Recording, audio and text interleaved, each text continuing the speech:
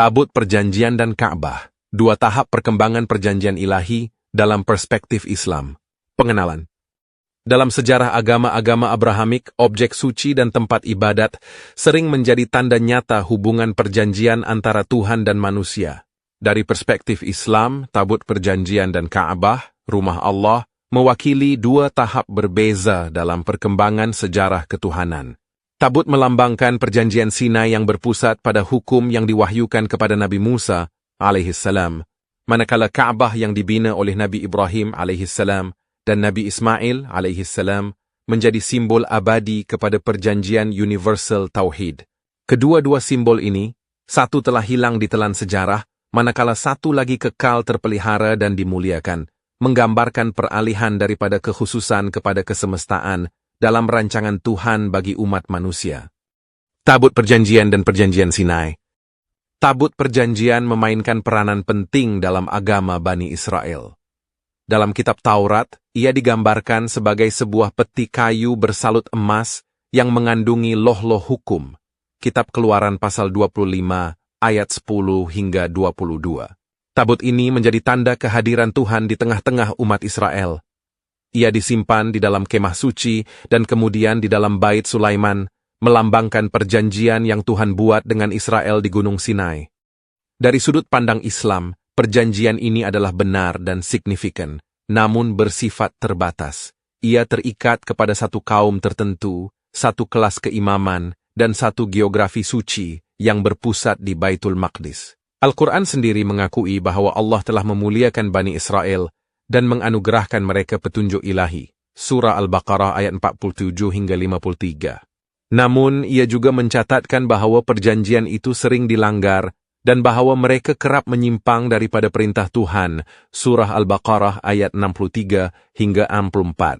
Akhirnya tabut yang begitu penting dalam kehidupan keagamaan mereka telah hilang dalam sejarah, menjadi lambang rapuhnya perjanjian yang terhad kepada satu bangsa dan bergantung pada benda fizikal. Ka'bah dan Perjanjian Abraham. Sebaliknya, Ka'bah berdiri sebagai simbol sejagat perjanjian Tuhan dengan manusia. Menurut tradisi Islam, Nabi Ibrahim dan Nabi Ismail diperintahkan untuk meninggikan asas Ka'bah sebagai tempat suci bagi menyembah Tuhan yang Maha Esa. Surah Al-Baqarah ayat 125 hingga 129. Tidak seperti tabut yang mudah alih dan tersembunyi di dalam Holy of Holies, Ka'bah ditetapkan sebagai tempat suci yang kekal dan terbuka kepada semua yang menyahut seruan Nabi Ibrahim. Dan serulah manusia untuk mengerjakan haji, nescaya mereka akan datang kepadamu dengan berjalan kaki dan dengan menunggang setiap unta yang kurus. Mereka datang dari segenap penjuru yang jauh. Surah Al-Hajj ayat 27.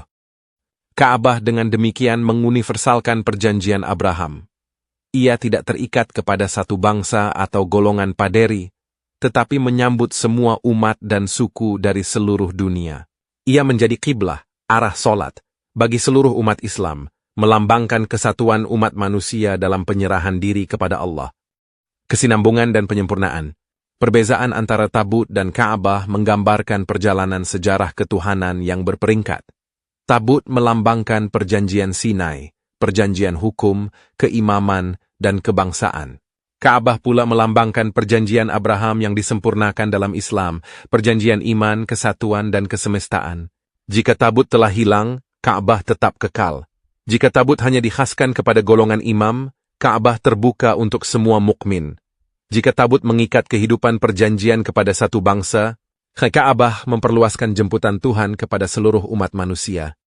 Kesimpulan, dari sudut pandang Islam, tabut perjanjian dan Ka'bah mewakili dua tahap perkembangan perjanjian Tuhan.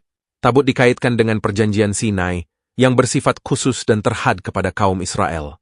Namun kepentingan sejarahnya tidak berkekalan. Sebaliknya, Ka'bah menggambarkan seruan sejagat perjanjian Abraham yang dipelihara melalui Islam dan dapat diakses oleh semua yang mengakui keesaan Tuhan. Ia kekal sebagai tempat suci yang hidup, menyeru umat manusia untuk memperbaharui ikatan mereka dengan pencipta dan menelusuri jalan Nabi Ibrahim, bapa kepada Tauhid.